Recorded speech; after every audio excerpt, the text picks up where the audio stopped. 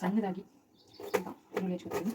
ಇವತ್ತು ಮಕ್ಕಳಿಗೆ ಈ ವೆದರ್ಗೆ ಮಸಾಲೆ ರೊಟ್ಟಿ ತಿನ್ನಬೇಕಂತ ಅನಿಸುತ್ತೆ ಜಾಸ್ತಿ. ಸೊ ನಾನು ಚಿಕ್ಕದಾಗಿ ಈ ಥರ ಈರುಳ್ಳಿ ಹಚ್ಕೊಂಡೆ. ಒಂದು ಈಗ ಕ್ಯಾರೆಟ್ ಹಾಕ್ತಿದ್ದೀನಿ.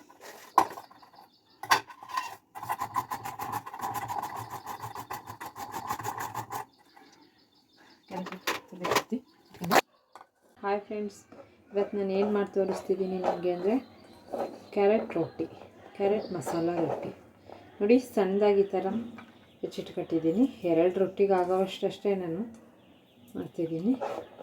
ಇದಕ್ಕೆ ಸಣ್ಣದಾಗಿ ಹೆಚ್ಚಿಟ್ಕೊಂಡಿರೋಂಥ ಈರುಳ್ಳಿ ಇಷ್ಟು ತುರಿ ಆದರೆ ಸಾಕು ಕ್ಯಾರೆಟ್ ರೊಟ್ಟಿ. ಸೊ ಈಗ ಹಿಟ್ಟನ್ನು ಹಾಕೊಳ್ಳೋಣ. ಈಗ ನಾನು ಕೊತ್ತಂಬರಿ ಸೊಪ್ಪನ್ನ ಸ್ವಲ್ಪ ಹೆಚ್ಕೊತಾ ಇದ್ದೀನಿ.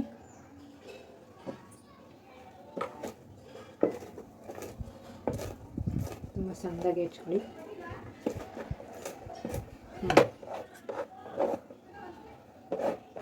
ಇದಕ್ಕೆ ಸ್ವಲ್ಪ ನಾನು ಜೀರಿಗೆ ಪೌಡ್ರನ್ನ ಆ್ಯಡ್ ಮಾಡ್ತಿದ್ದೀನಿ.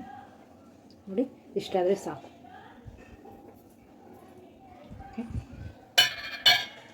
ಇದಕ್ಕೆ ಬೇಕು ಅಂದರೆ ಒಂದು ಮೆಣಸಿನ್ಕಾಯಿ ಹಾಕೋಣ. ನಾನು ಪಾಪಗೆ ಮಾಡ್ತಿರೋದ್ರಿಂದ ಮೆಣಸಿನ್ಕಾಯಿ ಹಾಕೋಲ್ಲ. ಪೆಪ್ಪರ್ ಪೌಡ್ರ್ ಒಂಚೂರು ಬೇಕು ಅಂದರೆ ಹಾಕೋದು.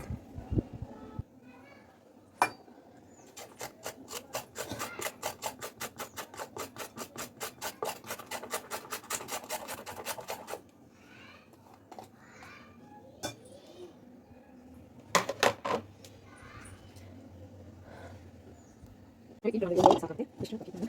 ಹಾಗೆ ಎಲ್ಲ ಆಗುತ್ತೆ. ಈಗ ರುಚಿಗೆ ಹಾಕ್ತೀನಿ.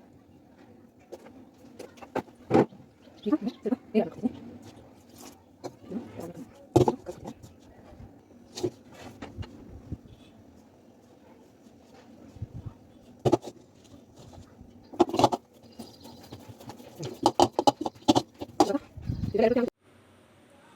ನೋಡಿ, ಈಗ ನಾನು ರೊಟ್ಟಿನ ಚಟ್ಕೊಳಕ್ಕೆ ಒಂದು ಎಣ್ಣೆ ಕವರ್ನ ಇಟ್ಕೊಂಡಿದ್ದೀನಿ. ಇದಕ್ಕೊಂದು ಸ್ವಲ್ಪ ಎಣ್ಣೆ ಹಚ್ಕೊತಿದ್ದೀನಿ.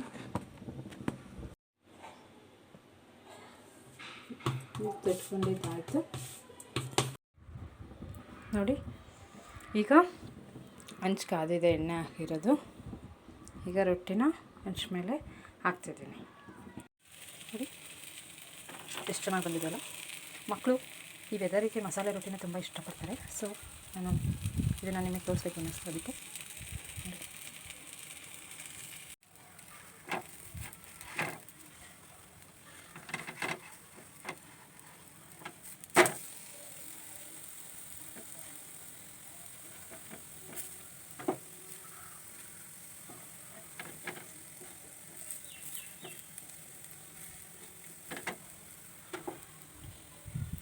ರೊಟ್ಟಿ ರೆಡಿ ಆಯಿತು.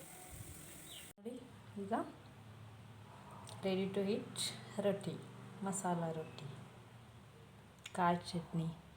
ಇದಕ್ಕೆ ತುಂಬ ಚೆನ್ನಾಗಿರುತ್ತೆ ಕಾಂಬಿನೇಷನ್. ಸೊ ನಾನು ಕಲ್ಲಲ್ಲಿ ರುಬ್ಬಿರೋ ಚಟ್ನಿನ, ನನಗೆ ತೆಳ್ಳಗಿದ್ರೆ ಇಷ್ಟ ಆಗೋಲ್ಲ, ಸೊ ಗಟ್ಟಿಗೆ ಆಡಿಸ್ಕೊಂಡಿದ್ದೀನಿ. ನೀವು ಒಂದು ಸರಿ ಟ್ರೈ ಮಾಡಿ ಫ್ರೆಂಡ್ಸ್.